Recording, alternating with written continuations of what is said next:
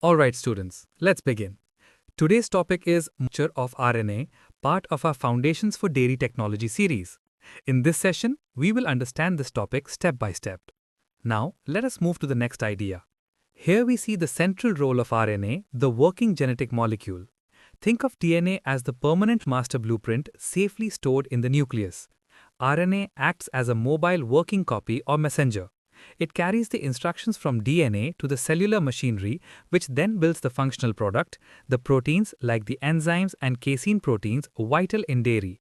With this understanding, we can continue. Now let's quickly compare RNA with its famous cousin DNA. The first major difference is in structure. RNA is typically single-stranded, making it more flexible. DNA, as we know, is the classic double helix. Secondly, their sugars are different. RNA contains ribose while DNA has deoxyribose. And finally, in their genetic alphabet, RNA uses uracil where DNA uses thymine. Now, let us move to the next idea. Every large molecule is built from smaller units. For RNA, these building blocks are called nucleotides. Each nucleotide is a modular unit, and when you link many of them together, you form the long polymer chain that makes up an RNA molecule. It's a simple but powerful design of repeating parts. With this understanding, we can continue. Let's break down a single RNA nucleotide. It has three essential components. First, the phosphate group, which forms the backbone and gives RNA a negative charge. Second, the ribose sugar, which has an extra oxygen atom, making RNA less chemically stable than DNA. And third, the nitrogenous base. This is the variable part that actually carries the genetic information, which can be A, U, G, or C. Now let us move to the next idea. These nucleotides link together to form the sugar-phosphate backbone. This is the strong, structural spine of the molecule.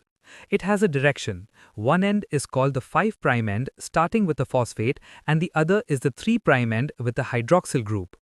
During synthesis, new nucleotides are always added to this 3' end, building the chain in a 5' to 3' direction. With this understanding, we can continue.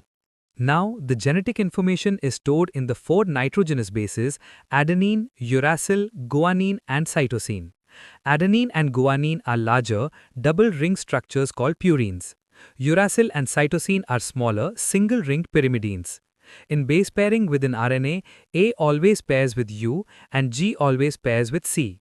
Remember, uracil is unique to RNA. Now let us move to the next idea. A key feature of RNA is that it is single-stranded.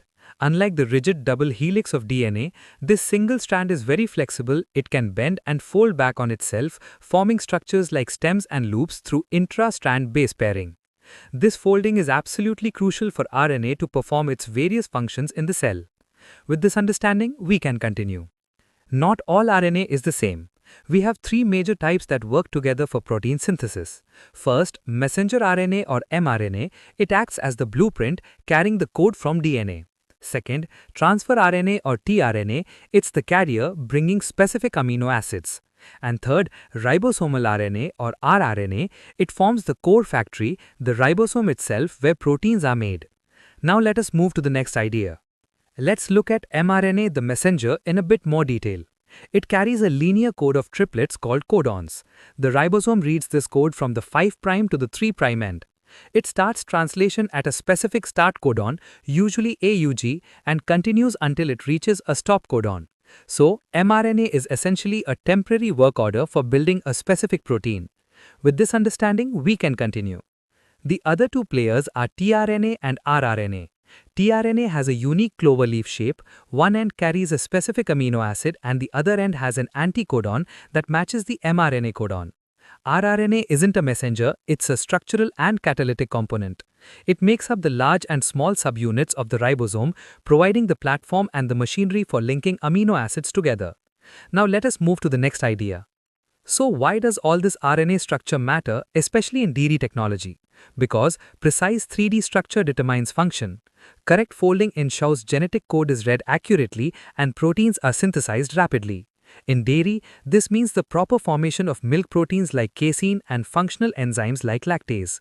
Structural integrity is the foundation of biological function and therefore product quality. With this understanding, we can continue. Let's do a quick visual summary. We saw 1. The nucleotide unit, 2. The sugar-phosphate backbone, 3. The genetic code in the bases, 4. The important folding of the single strand, and 5. The three major types, mRNA, tRNA, and rRNA. The core concept throughout is simple. Molecular structure enables biological function. Now before we end, remember that consistent learning builds strong foundations. I encourage you to review these concepts and explore the Mootechie platform for more simplified lessons tailored for dairy technology students.